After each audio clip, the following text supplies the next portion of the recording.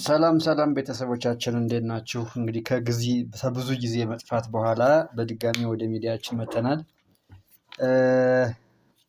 ከዚህ በኋላ እንኳን በቋሚነት የምንቀጥል ይሆናል። አሁንም ያልጨረስነው ስራ ቢኖርም ግን ችግር የለውም። ከዚህ በኋላ ማንኛውንም ቅኔ አንጡ፣ ማንኛውንም ጥያቄ ጠይቁን። ማንኛውንም በምንለው ውስጥ ግን አንዳንዴ የሰምና ወርቅ እንትን አምታችሁ ይህንን እስቲ እንደዚህ አድርግልኝ ምናምን የምትሉ ያላችሁኝ ያላችሁ በውስጥ ምናምን እየመጣችሁ እሱን ለሚመለከታቸው አካል ማለት ላስረዳችሁ የምችል እኔ በእኛው ነው። አሁን ይህን አስረዳን አይሆንም ከምለው ላይ እንግዲህ ይህ እንደዚህ የሆነ የምትሉት ጥያቄ ያላችሁ እሱ በሰምና ወርቅ ነው። ስለዚህ ሰምና ወርቅ ስታደርጉት አዋጅ ነውና አዋጅ ነው በቃ። እና በውስጥ የምትጠይቁ ጥያቄ አብዛኛው ከሰምና ወርቅ እያያዝና አይ እኛ እንደሱ አናደርግም ስላችሁ እንግዲህ እነሱ እንደዚህ የሚያደርጉ የምትሉት አጠያይቃላችሁ። እሱ ትክክል አይደለም። ዛሬ ግን ዋናው ዓላማችን አቋርጠን የነበረው ደግሞ የብዙዎቻችሁ ጥያቄ የነበረው ቅኔ ግራው ገባኝ የምትሉት ናቸው። በቃ መማር እየፈለኩ ግራው ገባኝ ኮሜንት በሙሉ በውስጥ መስመር እየመጡ የተጨናነቀ እሱ ነው። ቅኔ መማር እፈልጋለሁ ግን ከባድ ነው፣ ጀማሪ ነኝ ግን ከባድ ነው የምትለው እና ለእናንተ የመጀመሪያ በመክራችሁ ነገር አንድ ብለን ቅኔ ለጀማሪዎች ብለን የሰራ ነው ቅኔ ያለ እሱን ፓውዝ እያደረጋችሁ እያቆማችሁ አንድ ባንድውት ማለት ከሀ እስከ ፐ ነው የጀመርነው፣ ሀ ብለን የጀመርነው እኛ እንዲያውም ጀማሪው ስለሚበዛ እያለ እንዲያውም ለትላልቆች አልሰራንም እስካሁን እስከሚበዙ ምናምን ይሄድ ነው እያቆምን ያለ ነው። ምክንያቱም ለእናንተ ስለምናስብ አሁንም መስራቱ ችግር የለውም። ግን እናንተ በቃ እንደ ኖርማል አይታችሁ በቃ ማለት ቅኔ በጣም ቀላል ትምህርት ነው። እውነት ልንገራችሁ እንደ ቅኔ አይነት ቀላል ትምህርት በቤተ ክህነት ትምህርት የለም። እስከሚገባችሁ ነው ነገር እንጂ አንዴ ከገባችሁ በኋላ እንደ ቅኔ በጣም ቀላል ነገር የለም። እስከሚገባችሁ አያስቸግርም ወይ? ያስቸግራል። ይሄ ግልጽ ነው። ሁላችንም እንዲያሆን ያደፍንበት ስንሰማው የገባን ይመስለንና ስናዳምጠው የሆነ አሁን እኔ ስነግራችሁ ወይ ደግሞ መምህሩ ሲነግረን የገባው ምናምን እንዲስ በቃ ግልጽ ምናምን መስሎን ኋላኛ ልንቆጥረው ስንል ግን አዲስ ነገር ይሆንብናል። ይሄ የነበረ ነው፣ እኛም ያለፍንበት ነው። ሲሉት በጣም ቀላል መስሎን እኛ ስናስበው ግራ የገባው ነገር ወይ ዜማ ምናምን ጣለ ሞገር ሲያደርጉ እየገባን እኛ ስንቆጥር ግን ጉባኤ ቃል ማምጣት መቸገር፣ ይሄ በተማሪነት ህይወት የሚያጋጥም ነው። ግን ደግሞ መልፋትም ያው አንዳንዴ መጣርም የግድ ነው። በዚያው ላይ የምንለውን ምንድን ተባለ ማዳመጥ ብቻ ሳይሆን ከምን አንጻር ነው በቃ እንደዚህ ነው ስላችሁ ያንን እዚያው ላይ አቁማችሁ ማሰብ እናንተ ማለት ቅኔ ማለት አረፍተ ነገር መስራት ነው ስላችሁ ይህንን ቃል መሸምደድ ጥቅም የለውም። ቅኔ ማለት አረፍተ ነገር መስራት ነው የሚለውን ቃል ብሸምደዱ ጥቅም የለውም። እንደዚህ አድርጋችሁ አረፍተ ነገር ስሩ ስላችሁ እዛው ላይ አቁማችሁ እናንተ ለማምጣትና ለማምጣታችሁን ማለት አረፍተ ነገር መስራትና አለመስራታችሁን እዛው ላይ ቁማችሁ ሞክሩት። እምቢ ካለ ያልገባችሁ ነገር አለ ማለት ነው። አረፍተ ነገር መስራት መቼም የሚያቅተው ሰው እኮ የለም። ይሄ ስንማር የምንማረው ትምህርት እኮ ነው። አበበ በሶ በላ ተምረን የሰራነው ትምህርት እኮ ነው። እዚህ ጋር ወደ ቅኔ መጥቶ ወደ ግዕዝ የሚቀየር በቃ አበበ በሶ በላ ያልነው ትምህርት እዚህ ቅኔ ሆኖ መጣ። ባጭሩ በቃ ምንድነው አማርኛን መቀየር ነው። ወይ ደግሞ ሀጎስ ትምህርት ቤት ሄደ እያልን ሰራ የነበረው ጫላ ጩቤ የጨበጠ ምንድን ነበረውን ወደዚህ ወደ ግዕዝ ስንቀይረው ቅኔ ይሆናል ነው። በቃ ምንም የሚያስቸግር ነገር የለም። ምናልባት አሁን አበበ በሶ በላ ብለን አንድ አረፍተ ነገር መስርተናል፣ እዚህ ጋር ጨርሰናል፣ አውቅተናል። እዛ ጋር ግን በቂ አይደለም። ምክንያቱም አበበ በሶ በላ የሚለው አረፍተ ነገር አንድ አረፍተ ነገር ነው። ግን አንድ ማሰሪያ ያለው የተያያዘው ሁለት ቤት መምጣት አለብን። አሁን ቅኔ ሲባል ቤት መምጣት አለበት የግድ ነው። ስለዚህ እንዴት ይመታ ካልን አረፍተ ነገር ጨምር አድርገን የሄደበትን ምክንያት ሊሆን ይችላል። አሁን አበበ በሶ በላ ካልን የበላበትን ምክንያት ሊሆን ይችላል። ወይ ደግሞ ስለ ልጁ የትኛው ልጅ ነው የማን ልጅ ነው አበበ ብለን ስንል በደንብ ስንገልጸው አረፍተ ነገሩ ረጅም አረፍተ ነገር ይሆንልናል። ያን ረጅም አረፍተ ነገር ከሁለት ቤት አድርገን መከፋፈል ማለት ነው። በቃ አሁን ቅኔ አስቸገረኝ ያለ አንድ ወንድሜ ይሄ ቅኔ ይሆናል በመሰረቱ። ቅኔ አስቸገረው፣ አያችሁ፣ ቅኔ አስቸገረው የሚለው አንድ ቅኔ ነው መሰረቱ። እገሌን ቅኔ አስቸገረው ብዬ ብቆጥር አሁን እኔ መንበረ ወርቅ ነኝ፣ መንበረ ወርቅን ቅኔ አስቸገረው ብል ይሄ አንድ ቅኔ ነው በቃ ባጭሩ። ከዛ ምንድን ነው ይህንን ካሰባችሁ በኋላ የሚያስነግረውን የወሩን ማለት ነው የዕለቱን ታሪክ ወይ ደግሞ የወሩን ለምሳሌ ዛሬ ስላሴ ናቸው፣ የስላሴ ታሪክ ወይ ደግሞ የሐዋርያት የጰራቅሊጦስ ታሪክም አለ፣ እርገት ታሪክም አለ። እስካሁን ከእነሱ አንድ አመተን ያንን ታሪክ በአበበ በሶ በላ አስመስለን ወደ ድርብ አድርገን ሁለት እያደረግን መናገር ነው። ይሄ ነው ቅኔ የሚባል። አሁን ድርብ ያልኳችሁ ላይገባችሁ ይችላል። አዳምጡ በደንብ።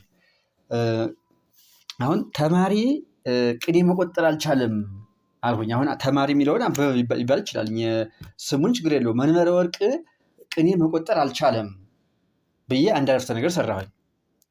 ይሄ አሁን በጣም ምርጥ ቅኔ ነው። ግን አሁን ይቺ ብቻ ልትሆንን የምችለው ነገር ሰልጠን እስከምንል ይቺ አንድ ቤት ናት ልትሆን የምችል። ከዛ ሁለተኛው ቤት ላይ ምንድን ነው የምታስቀምጡት? ቅኔ መቆጠር ያልቻልኩበትን ምክንያት ነው የምታስቀምጡት እስከምትለምዱ። ከለመዳችሁ በኋላ ሌላ ዘዴ ያለው ማስፋፊያ። አሁን ግን እስከምትለምዱ አመክንዮ ነው የምታመጡ። መንበረ ወርቅ ቅኔ መቆጠር አልቻለም ብላችሁ አረፍተ ነገር ሰታችሁኝ፣ ከዛ ለምንድን ነው ያልቻለ የሚለው ምክንያት አንዱ። እኔ ቅኔ መቆጠር ያልቻልኩኝ አንድም ስራ በዝቶብኝ ሊሆን ይችላል፣ አንድም የሆነ ይዞ ማልማር ዝም ብዬ ሁኜ ሊሆን ይችላል፣ አንድ ደግሞ በቃ ማለት የቅኔ ፍቅር ወይ ደግሞ ተሰጥኦ ላይሆን ራሱ ይችላል። በእርግጥ ትምህርት ተሰጥኦ ምናምን የሚባለው ይሄ አይመከርም፣ ማንም ከደፋ ይማራል። ግን በቃ ቅኔ መቆጠር ያቃተኝ የሆነ ነገር ኑሮ ሊሆን ይችላል። ስለዚህ ያንን ምክንያቱን ሁለተኛው ቤት አምጥታችሁ ቁጭ ማድረግ ነው። አሁን ተማሪ የሚባለው እንግዲህ በመንበረ ወርቅ ተኩት፣ ተማሪ የሚባለው በአበበ ተኩት፣ ተማሪ የሚሉት በአንድ ሰው በስም ተኩና ከዛ መንበረ ወርቅ ቅኔ መቆጠር አልቻለም አላችሁና አንድ ቤት አድርጋችሁ ከዛ ለምንድን ነው መቆጠር ያልቻለው ብላችሁ ራሳችሁን ስትጠይቁ ምክንያቱ ሊሆን የሚችል ለምሳሌ ለእኔ ስራ በዝቶብኝ ሊሆን ይችላል። ስለዚህ ስራ በዝቶበታልና ስራ ያበዛልና ቅኔ መቆጠር አልቻለም። ይሄ በቃ ሞላ፣ አንድ ቤት ሞላ። ከዚህ በኋላ ስራችን ምንድን ነው? ከዕለቱ ታሪክ የሚያስነግረውን አምተን በመንበረ ወርቅ ቅኔ መቆጠር አቃተው ስራ በዝቶበታልና በሚለው ምክንያት አስመስለን ወደ ቅኔ መቀየር፣ ሁለት አድርገን ቢትመተን መቆጠር ነው። በቃ ማመቻቸት ነው። ግን አሁን ቅኔ ቆጥረናል፣ በቃ ጨርሰናል። ቅኔ መቆጠር የሚባል የምናስበው ማንን ነው? ይችን ነው እኮ መንበረ ወርቅ ቅኔ መቆጠር አልቻለም ስራ በዝቶበታል እና የምትሉት ብቻ ናት። ከሆነ ቁጥር አስቸግረን እያልን እኛ እንትን ምንቸግር ልጅ እኮ ነው። ይቺ ታስቸግራለች እንዴ? ምንም አታስቸግርም እኮ። ስለዚህ ከዛ ይህንን ካሰባችሁ በኋላ ወዴት ትሄዳላችሁ? አሁንም የሚያስነግረውን ታሪክ ትሄዳላችሁ።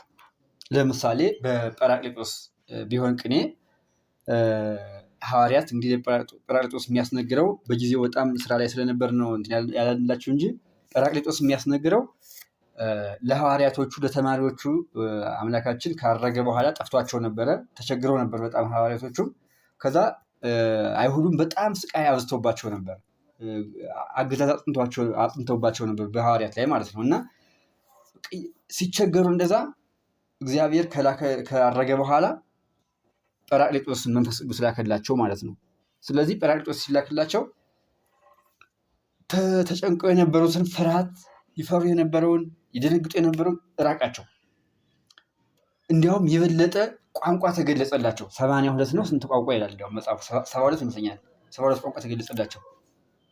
እነ ጳርቴ እነ ኢላማውጤ እነ የሚሉ ብዙ ቋንቋዎች ተገለጹላቸው። ስለዚህ አሁን የሚያስነግረው ታሪኩ ይሄ ነው። በአጭሩ ስናየው የሚያስነግረው ምንድን ነው? ሐዋርያቶቹ ጰራቅሊጦስን ሲቀበሉ ሲመጣላቸው መንፈስ ቅዱስ ሲመጣላቸው በጽርሐ ጽዮን ላይ ለነሱ አእምሮ፣ እውቀት፣ ጥበብ፣ ማስተማር፣ ምህሮ፣ ጳርቴ ይሄ ቋንቋዎች ማለት ነው፣ ኢላማውጤ የሚሉ ነገሮች ይቀርባቸዋል ለሐዋርያት። በማን ምክንያት? በመንፈስ ቅዱስ ምክንያት ማለት ነው። ፍርሃት፣ ድንጋጼ፣ መረበሽ የሚሉት ነገር ደግሞ ይርቃቸዋል። እያይምሩ አለማወቅ ማለት ነው። አለማወቅ ምክንያቱም ጌታ እንዳደረገ ጨንቋቸው ነበር። እነሱ የሚያውቁት ነገር የለም ነበርና ተጨንቀው ስለነበረ ይህ ሁሉ ርቋቸዋል ማለት ነው። ስለዚህ ይህንን እንግዲህ ከዚያ ምተን ቅድም ተማሪ ቅኔ መቆጠር አልቻለም ስራ ይበዛበታልና ካልነው ጋራ አገናኝቶ አንድ ቅኔ አድርጎ ማምጣት ነው። እንግዲህ አያችሁት? አሁን ከዚህ አማርኛ እናንተ ፈልጋችሁ ማለት ነው እናንተ የመጣችሁት አማርኛ አለ። ይሄ መንበረ ወርቅ ቅኔ መቆጠር አልቻለም ስራ በዝቶበታልና የሚለው አንድ ቅኔ ቆጠራችሁ እናንተ አሰባችሁት። ከዚያ ከሚያስነግረው ፒክ ታደርጋላችሁ። ምን ብዬ ልናገር? አሁን መቼም ቀጥታ እንደማትናገሩ ቅኔ መንፈስ ቅዱስ ሐዋርያት ተገለጸላቸው ወይ ደግሞ ሐዋርያ መንፈስ ቅዱስን አየ ብለን እንደማንቆጥር ጽድቅ እንደሚሆን፣ ጽድቅ ማለት ይበላሻል ማለት ነው። በዚህ ቋንቋ ስንነጋገር እንደሚሆን ታውቃላችሁ። ስለዚህ ሌላ መፍትሄ መፈለግ ነው። ተግባባን? ሌላ መፍትሄ መፈለግ። ይሄ መፍትሄ ምንድን ነው? በእንግዲህ በተማሪው አስመስለን ቅኔውን መናገር ነው። ምስጢሩን መራቅ ነው። በተማሪው አስመስለን አሁን ተመልከቱ እንግዲህ ማራቅና ማቅረብ የሚባል ነገር እዚህ ጋር አብራችሁ ልታውቁ ይገባል። ቀደም ብዙ ጊዜ ተናግሬዋለሁ። ማቅረብ ማለት ለአንድ ሰው የሚያስነግርለት ፓርት ማለት ነው። የሚያስነግድለት ፓርት፣ ማራቅ ማለት ደግሞ የማያስነግድለት ፓርት፣ የሚገልጸው የማይገልጸው በሚለው ቃል መስማማት እንችላለን። አሁን ለምሳሌ እኔን አሁን ለምሳሌ ይሁን የማይገልጸ ባህሪ ሊሆን ይችላል። ለምሳሌ ሌብነት ብትሉ፣ ስርቆ ብትሉ፣ አይ ስርቆ እኔ አልሰርቅም አይደለ? እንደዛ ከሆነ በቅኔ በኩል መንበር አይሰርቅም፣ መንበር ወርቅ አይሰርቅም ሳይሆን የምትሉ መስረቅ ይርቀዋል ብለን የምናወራ። ይርቀዋል ማለት አይገልጸውም፣ ባህሪው አይደለም ማለት ነው። ቅኔ እናገራለሁ አስተምራለሁ አይደለ? ቅኔ ስናገር ሳስተምር አሁን ቅኔ አስተማረ ሳይሆን የሚባል በዚህ ቋንቋ ቅኔ ይቀርበዋል የሚባል ይገልጸዋል ማለት ነው። ባጭሩ ለዛ ሰው ባህሪው ነው ማለት ነው። ይገልጸዋል ማለት ነው። ይቀርበዋል ማለት አይገልጸውም፣ ባህሪው አይደለም፣ ያን ድርጊት አያከናውነውም ማለት ደግሞ ይርቀዋል ማለት ነው። አሁን የገባችሁ ይመስለኛል። ከዛ በኋላ አሁን ለሐዋርያት ቅድም ብያቸዋለሁ፣ የሚቀርባቸው ምንድን ነው ብያቸዋለሁ? አይምሮ ማወቅ፣ ጳርቴ፣ ኢላማውጤ፣ ማስተማር፣ ድፍረት፣ ይሄ ይቀርባቸዋል ብያቸዋለሁ። ምንድነው? ይገልጻቸዋል ማለት ነው። በዘመነ ጰራቅሊጦስ ጊዜ ይሄ ይገልጻቸዋል፣ የነሱ ባህሪ ነው ማለት ነው። ጰራቅሊጦስ ወይ ደግሞ መንፈስ ቅዱስ ወደ ምድር ቦግ ቦግ እያለ በጽርሐ ጽዮን ሲገለጽላቸው እነሱ ምን አደረጉ? ለእነሱ ምን ይገልጻቸዋል? ይሄ አሁን ያልኋችሁ ድፍረት፣ ማስተማር፣ እውቀት፣ ይሄ ይገልጻቸዋል። ደስታ ሁሉ ይገልጻቸዋል ማለት ነው። ያስነግድላቸዋል፣ ይቀርባቸዋል። አሁን ስለዚያ ለምሳሌ ጳውሎስን አንድ እንትን ስለሆነ ፒክ አድርገን እናውጣው፣ ወይ ጴጥሮስን ፒክ አድርገን እናውጣው ማለት ለብቻ ጴጥሮስን ያዝ ነው። አሁን እንግዲህ ጴጥሮስ ከሐዋርያት አንዱ ስለሆነ ያስነግራል፣ አብሮን የተገለጸለት እሱ መንፈስ ቅዱስ። ስለዚህ አሁን ምን ይላል? ጴጥሮስ ተማሪ ጴጥሮስን ቅድም መንበረ ወርቅ ያልኳችሁ ማለት ነው። ቅድም ያሰባችሁትን ቅኔ ያዙ እንዳትረሱት አማርኛውን። ተማሪ መንበረ ወርቅ ተማሪ ጴጥሮስ ይህንን ቅኔ መቆጠር እምቢ አለው አለ። አሁን ቅድም መንበረ እናንተ ያሰባችሁ ተማሪ ቅኔ መቆጠር አቃተው ነበር ያለ፣ እምቢ አለው ነበር ያለ አይደለ? አሁን ግን ተማሪ ካላችሁት ጋራ ከሚያስነግረው ከወሩ ታሪክ አንድ ጨመራችሁ። ማንን? ጴጥሮስን። ከዛ ምን ሆነ? ጴጥሮስ ተማሪ ቅኔ መቆጠር አልቻለም አልኩኝ። አሁን ተመልከቱ፣ ከተማሪ ጋር እናንተ ካሰባችሁት ቅድም አማርኛ ጋር አንድ ስም ወርቅ የሚሆን ሀገር አምታችኋል። ማን? ጴጥሮስ። ከዛ ቅኔ መቆጠር እምቢ አለው። አሁን ናውን ሲሆን አንድ ናውን ስታመጡ ሁለት ስም መሆን አለበት አንድ ላይ፣ አንዱ ለሰሙ አንዱ ለወርቁ። ተማሪ ጴጥሮስ ይሄ አለ አይደለ? ተማሪ አንድ ለብቻው አንድ ስም ነው፣ ጴጥሮስ አንድ ስም ነው። ጴጥሮስ ለወርቁ ነው፣ ተማሪ ለሰሙ ነው። ስለዚህ ስም ስለሆነ ናውን ከሆነ ሁለት የሚያስፈልገን። አሁን እዚህ ጋር ደግሞ ቅኔ የሚል ናውን ትነግረናል። ስለዚህ ቅኔ የሚል ስለቆጠርን ከቅኔ ጋር ደግሞ አንድ ነገር አንዱ ከሚያስነግርለት ለጴጥሮስ ከሚያስነግርለት አንዱ። ከዛ ግን ምንድን ነው ያልነ? ቅኔ መቆጠር አቃተው ነው ያልነ። አቃተው ማለት ይገልጸዋል ማለት ነው። የእሱ ይገልጸዋል ማለት ነው አይደለም፣ አይገልጸውም ማለት ነው። ይርቀዋል ማለት ነው። ስለዚህ ለጴጥሮስ ከሚርቀው ነገር አንድ ነገር ፈልጉ። ምን አልኳችሁ? ፍርሃት እና ድንጋጼ ይርቋቸዋል አልኳችሁ። ስለዚህ ተማሪ ጴጥሮስ ይሄ ቅኔ ፍርሃትን መቆጠር አልቻለም። በቃ ጽድት ያለ ቅኔ ሆነው አንዱ ቤት ጽድት ብሎ ሞላልን። ሁለተኛው ቤት ነው የቀረን። አሁን ተማሪ ጴጥሮስ ይሄ ቅኔ ፍርሃትን መቆጠር አልቻለም። ለሰሙ ተመልከቱ። ቅድም መጀመሪያ ያሰብነው ነው። ተማሪ ቅኔ መቆጠር አልቻለም ነው ያለን። ለወርቁ ደግሞ ምን አለ? ጴጥሮስ ፍርሃትን መቆጠር አልቻለም ማለት ፍርሃት ራቀው ማለት ነው። አይገልጸውም ማለት ነው። እርቃቄ ማለት ይሄ ነው። ከዛ ሁለተኛው ቤት ላይ አሁን እቺ ልትሆነን የምትችል ለአንድ ቤት ብቻ ነው። ለአንድ ቤት ብቻ ስትሆን ሁለተኛውን ቤት ደግሞ ምን ብላችሁ ሙሉትን ያልኳችሁ በምክንያት። ምክንያቱ ምንድን ነው? ቅኔ መቆጠር ያቃተበት ምክንያት፣ ያልቻለበት ምክንያት ምንድን ነው? ምክንያቱ ሊሆን የሚችለው ስራ መብዛት ሊሆን ይችላል። ስለዚህ አሁን የራሳችሁ ምክንያት ይኖራችኋል። እኔ ብዬ ያሰቡት ግን ወይም አንድ ላቱ ተማሪ ብሎ ያሰበው ግን ስራ ስለበዛበት ነው ያን ተማሪ ቅኔ መቆጠር ያቃተው ብንስማማ። ከዛ ምንድነው ስራ በዝቶበታልና የሚል አማርኛ ቁጥር ያምጥቻለሁ። ከዚህ ጋር በዝቶበታል፣ ስራ በዛበት ማለት ስራው ይገልጸዋል ነው አይገልጸውም ማለት ነው? ይገልጸዋል ማለት ነው። ስለዚህ ስራ ይቀርበዋል ማለት ነው። ለጴጥሮስም ከሚቀርበው ባህሪ አንዱን አመተን ማጠጋት ነው። እንግዲህ ስራ በዝቶበታልና ስል ስራ ናውን ነው ታውቁታላችሁ። ከናውን ጋር አብሮ መሆን ያለበት ምንድነው? ለጴጥሮስ የሚቀርበው ምን ቀርቦታል? መንፈስ ቅዱስ ቀርቦታል። ስለዚህ ስራ መንፈስ ቅዱስ በዝቶበታልና ቅኔ ፍርሃትን መቆጠር አልቻለም። በቃ ይሄ ጽድት ያለ ቅኔ ሆነ። ተማሪ ጴጥሮስ ይሄ ቅኔ ፍርሃትን መቆጠር አልቻለም። ለምን? ፍርሃት ጰራቅሊጦስ በዝቶበታልና።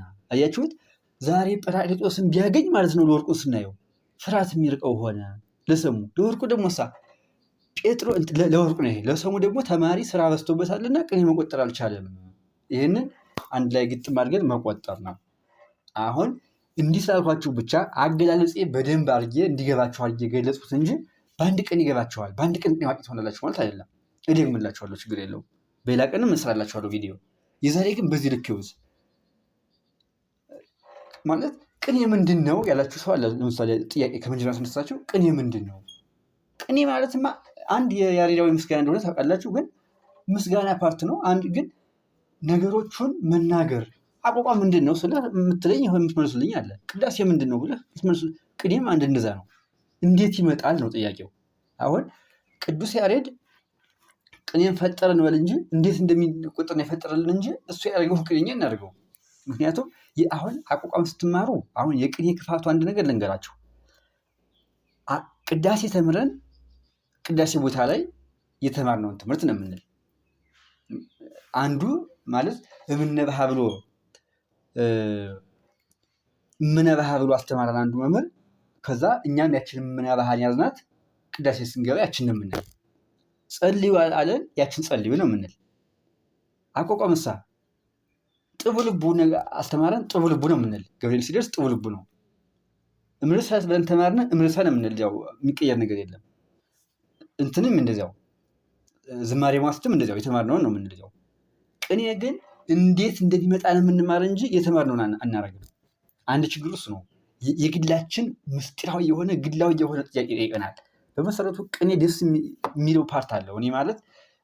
እኔ ማለት አቋቋም፣ ቅዳሴ፣ ቅኔ ምናምን ምረጥ ብባል አሁን ቅኔ እንመርጥ ማለት ለማገልገል ምናምን አቋቋም ደስ ይለኛል ማለት ችግር የለውም። ግን ውስጣችሁ እርካታ የሚሰጣችሁ እራሳችሁ ያመጣችሁት ነገር ነው፣ ከውስጥ የመነጨው ነገር ነው።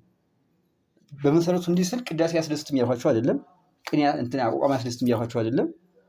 ደስ ይላል፣ በየቦታው ደስ ይላል። ግን ሰው ያለውን ነው የተናገረውን መያዝ ነው። እዚህ ጋር ግን የተናገረውን ሳይሆን የምትዙት እናንተ ናችሁ የምታፈልቁት፣ እናንተ ናችሁ የምትራቀቁበት። ገብታችኋላ? አሁን አቋቋምንና አንድ ተማሪ አንድ ላይ ተማርነ፣ ያችን ብቻ አናጥፋ እንጂ የተማርነው ትምህርት አናጥፋ እንጂ ውስጣችንን ማን ነው የበለጠ አእምሮ ጥሩ ነገር የሚያመነጭ የሚለውን ውስጣችንን አይለካንም። ምናልባት ከረሳ ነው እኔ አጥፍቼው የጓደኛዬ አቋቋሙን ይዞት ከተገኘ እኔ አጥፊ ሊሆን እችላለሁ። ይሄ ከዛ ውጭ ግን ውስጣችን የሚያፈልቀውን ነገር የሚለካልን ቅኔ ነው። እና ቅኔ እንደዚህ ተቆጥሮ የሚገኝ ነገር ነው። እንዴት ይቆጠራል ባልኋቸው ነገር እንዴት አድርገን አረፍተ ነገር መስረታችሁ፣ በቃ ምንም የተለየ ነገር የለውም።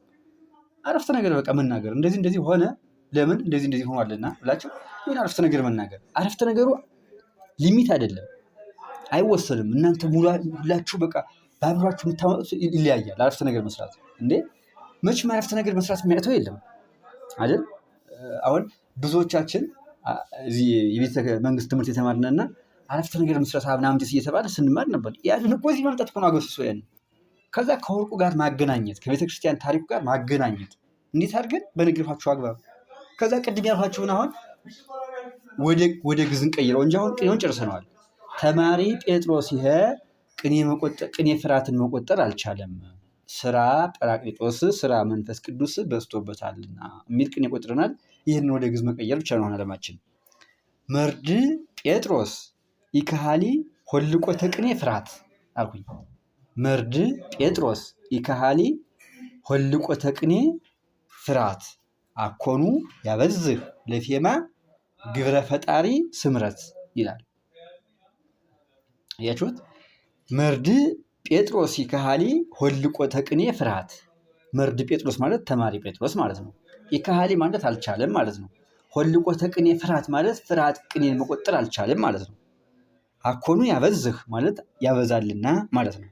ለፌማ ማለት ግብረ ፈጣሪ ስምረት ማለት የፈጣሪ የመወደድ ፈጣሪ ስራ ጰራቅሊጦስ ይህንን ያበዛልና።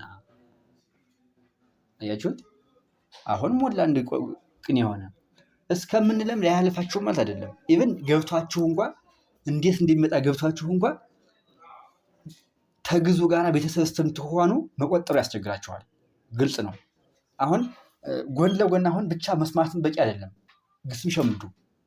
ግስም ሀልሃ ወደረ ለካ እያላቸው እኛም ጀምረነዋል እንቀጥልበታለን። ቢያንስ እየተከተላቸው እኛ ከስንት ሳምንት አንዴ ሁለት የምናወርደውን ግስ እናንተም እየተከተላችሁ ያሸመዱት ግድ ነው። ያው አያቆይም ነው እንጂ ያው ግስ አያቆይም። በእርግጥ ግስ የ2 ወር ትምህርት ነው። ግስ ማለት ውስጥ ለማወቅ ባህሪውን ለማወቅ ብዙ ነገር ይጠይቃል። ግን ኖርማሊ ለመቆጠሪያ ምናምን መንገድ ብዙም አይዝም። በቃ በአንድ ቀን 10 አስባችሁታል? በአንድ ቀን 10 ቅኔ ሀልሃ ወደረ ለካ ቀዳ ለሳልጫ ሆነ እያል 10 ብንዝ ከዛ ያችን 1 ወር ብንጥቅመት ግስም ትወስዳላችሁ። አይዝም ግስ ይሄን ያለ የሚያስቸግር ነገር የለውም። ለዚያም ነው እንጂ ግስም አጥኑ ጎን ለጎን እዚያው። ከዛ ግስ ከያዛችሁ የሚጠቅማችሁ ምንድነው? ቅኔ ማወቅ አይደለም። ግስ ስትቆጥሩ እንዲቀላችሁ ብቻ ነው። ከዛ ይህንን መቆጠሩ እንዴት ሊቆጠረው? በዚህ ሜትር ቆጥሩት ነው። ይህንን ይመስላል። ከዛ በቃ ትልቁ ነገር እኔ ሁሌ የምለው ነው ቅኔ የሚከብዳችሁ አክብዳችሁ ስታወዝ ብቻ ነው። ከዚያ ውጭ ግን አረፍተ ነገር መስራት የሚያቅተው ተማሪ የለም። በቃ 100% አረፍተ ነገር መናገር የሚያቅተው የለም። ከግዙ ጋር ከወርቁ ጋር እንዴት አገናኘዋለሁ የሚለው ነው ጥያቄያቸው። በዚህ መንገድ አገናኙት። አሁን መጀመሪያ የሚርቀው የሚቀርበው የሚለውን ኮንሰፕት ይገባቸው። ካልገባችሁ ደግምላችኋለሁ። ለብቻው አንድ ቪዲዮ ይሰራላችኋለሁ። ጠይቁኝ፣ ችግር የለውም። ከገባችሁ የሚርቀውን ተገባችሁ ደግሞ በዛም ማየታችሁ የሆነ ነገር እያመጣችሁ የሚቀርበውን እያረቃችሁ አይነት ነገር መናገር ነው። በግዙ ጊዜ እንዴት መራቅና መቅረቡን ላውቀው እችላለሁ የሚል ጥያቄ ሊነሳብኝ ይችላል።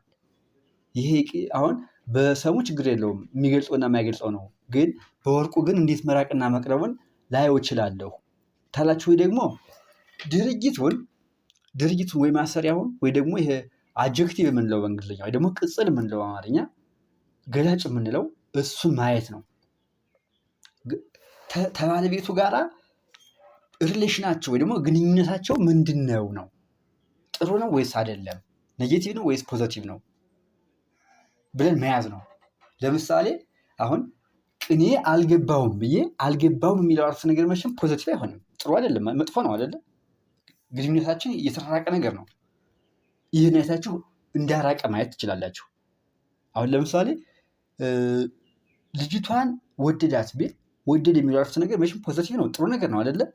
እንዲህ ሲሆን አቅርቧል ማለት ነው። ያ የተናገራችሁለት ነገር እንዳቀረበ ታውቁታላችሁ። ወደ ትምህርት ቤት ሄደ ሲል ወደ ቤተክርስቲያን ሄደ ሲል መቼም ለቤተክርስቲያኑ እየቀረበው ነው ሄደ፣ ወደዚያው የተጠጋ ስለሆነ እንዳቀረበ ታውቃላችሁ። ለምሳሌ አሁን ምንም ሳታውቁ እርቃቄ ይሄ ትክክል አይደለም ማለት ትችላላችሁ። ለምሳሌ አሁን እንዲህ ብላችሁ ጳውሎስ ወይ ጴጥሮስ ልጅ ጴጥሮስ እናቱ ፍራትን አከበራት ብላችሁ አሁን በጰራቅሊጦስ ቅኔ ጊዜ ተማሪ ወይ ልጅ ጴጥሮስ ሰው ፍራትን አከበረ ብዬ ቅኔ ቆጥሬ በነግራችሁ ይህ ስተት ነው። ኦልሬዲ አረፍተ ነገሩ ስታዩት ስተት መሆኑን ታውቁታላችሁ። ለምን? ፍርሃትን አከበረ። ሰው ማክበር ፖዘቲቭ ነው አይደል? እንትነቱ የሚገልጸው ፖዘቲቭ ሪሌሽን ነው፣ ደግሞ ቀረበው እንደማለት ነው። ስለዚህ ፍርሃትና ጳውሎስ በማይቀራረብ አረፍተ ነገር በሚቃረን ነው መግለጽ ያለባቸው። ሰው ፍርሃትን አያከብርም። ልጅ ጴጥሮስ ይሄ ሰው ፍርሃትን አያከብርም መባል አለበት ኦልሬዲ እንዲያደርግ ማለት ነው።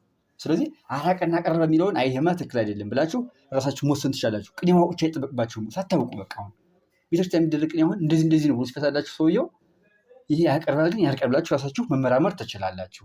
እና በዚህ ልክ ቆጥሩ። ያልገባችሁን አሁን ካወራኋችሁ ያልገባችሁን አንጡ፣ ቆፍረን ከዚያ ውስጥ ደግሞ እንጀምራለን። አሁን ብዙ ጊዜ አዳምጡትና ያልገባችሁን አንጡ ስላችሁ በውስጥ በጥልቅ እንድነድ ብዬ ነው። እኔ አሁን መደጋገም ነው ስራዬ። ምክንያቱም ያልገባችሁን ይገባኝ አይደለም። እና ያልገባችሁ እዚህ ጋር ማለት በቃ ይህ ትንሽ ነው ትልቅ ነው አዘሩ። አሁን እኛ ችግራችን ምን አለ መሰላችሁ? ዲያቆን ገሌ ብለን ስማችንን ወይ ደግሞ ቄስ ገሌ ብለን ስማችንን ከዛ የማይጠይቅ ጥያቄ መጠየቅ ያስነውረኛል ምናምን ብለን እናስባለን። ሳይገባን ግን ዝም ብለን የምናልፈው ይሄ በዓለማዊ በመንፈሳዊም ያለ ነገር ነው። ሳይገባን ዝም ብለን በቃ ይሄን ብጠይቅ ምን እባላለሁ? አንድ የሚጎዳ ነገር ይሄ ነው። የቅኔ ባለቤት ማለት ምንድን ነው የሚለውን ጥያቄ ራሱ መጠየቅ ትችላላችሁ። ምክንያቱም ከዚህ ስትጀምሩ ነው የሚገባችሁ። ከዛ ውጭ ግን ዲያቆን ገሌ ብላችሁ ያን ብትጠይቁ ወይ ደግሞ ከሰነበተ እንደሚያውቅ አክት ታርጉ ሰንብታችሁ ያችን ብጠይቅ እኮ እነወራለሁ የሚል ነገር የመጀመሪያው ቅኔ እንዳናውቅ ጠላታችን እሱ ነው። ስለሚያጋጥም ነው። እኔ ጉባኤ የት እያለሁኝ ቢበዙ እየነገርሁኝ የማይጠይቅ ጥያቄ ለመጠየቅ ይደብረኝ ነበር። ምክንያቱም የሚበዙ እየነገረ ይሄን አያውቅም እንዴ ምናምን እባላለሁ ብዬ በመስጋት ብቻ እንትንል ነበር። እንደዚህ አታርጉ፣ ዝም ብላችሁ ችግር የለውም ሀብላችሁ ጀምሩ። ይሄ ምንድን ነው ቅኔ? አሁን እኔ ትናንትና የተመቸ ጥያቄ ምንድን ነው ቅኔ ማለት ምንድን ነው አለ። ቅኔ እየገባኝ አይደለም ጭራሽ አለ። ይህ ጥሩ ጥያቄ ነው። አሁን ተሱ ተነስቼ እንግዲህ ቅኔ ማለት ይሄ ነው ብዬ ነግሬሃለሁ። ስለዚህ ማንኛውም ጥያቄ ጠይቁ። የሆነ በቃ ማለት ተሬው ነው። በቃ ተሬው የሚባል ነገር አለ። ይህ በመሰረቱ ተሬው ነው። ማናውቀውን ጥያቄ ይሄ እኮ አሁን ለምሳሌ እኔ የሚበዙ እየነገርኩኝ ለመጠየቅ ይፈራ ነበር። ማፈር ግን አይደለም፣ መፍራት አይደለም። የዚያን ጊዜ ተሬው ነው። በቃ ጎበዝ ነው ሰውዬ እንድደነቅ ብቻ ነው ማልጠይቅ ነበር ያን ጊዜ። ይሄ ደግሞ ስህተት ነው፣ ይጎዳናል። በዚህ ልክ ማሰብ ነው ያለባችሁ።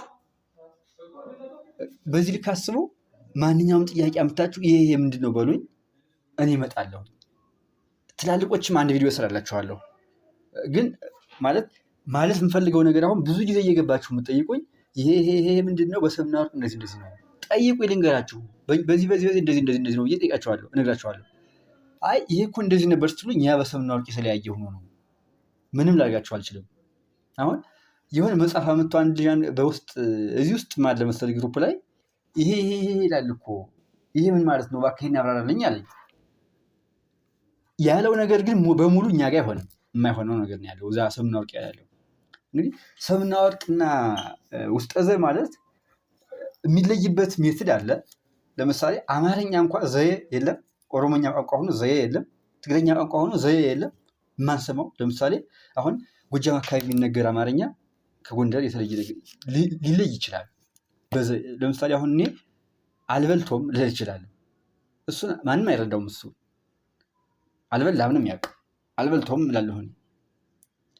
የዚህ ልዩነት እንደማለት ነው። እዚህ ቅኔም እንደዛ ነው። ቅኔ ምንድን ነው እንግዲህ አሁን አልበላ የሚለው ቃል ሁለታችን ሊያሰማን ይችላል። አልበልቶም የሚለው አሁን ጎጃምን አስማምቶ ተግባብተውበት፣ ጎንደሬው ግን ወይ ደግሞ አዲስ አበባ አማርኛ ግን ላይሰማው ይችላል አልበልቶም የሚለው ቋንቋ። በቅኔ ግን የጋራም አላቸው፣ የሚያሰማቸውም አላቸው፣ የማያሰማቸውም አላቸው። ይሄ ግን ቅኔ ተማወቅ አያግድም።